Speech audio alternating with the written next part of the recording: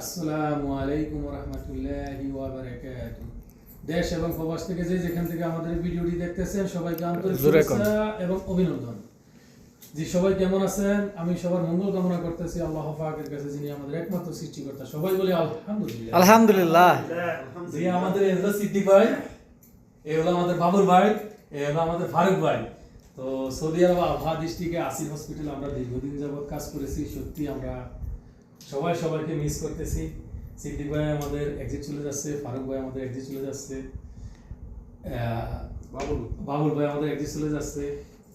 ফারুক ভাইটা এখন পর্যন্ত হচ্ছে না, উইস আন্ডারস্ট্যান্ডিং বলা যায় না এখন পর্যন্ত কি কফালা হচ্ছে নাকি এক্সিট যাচ্ছে, এখনো পর্যন্ত ফাইনাল হচ্ছে না।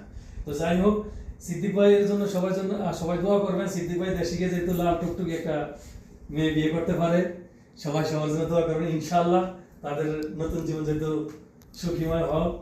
আর আমাদের বাবুল ভাই তো অলরেডি কি বলবো, বলার মতো কোনো ভাষাই নাই। তবুও বলতে হচ্ছে 100টি রাতের তারা, 100টি ফুল, 100টি নদীর তরঙ্গে বেকুল, 100টি মানুষের 100টি মন, তারই মাঝে একজন, সেটা আপনারা বলে দিবেন।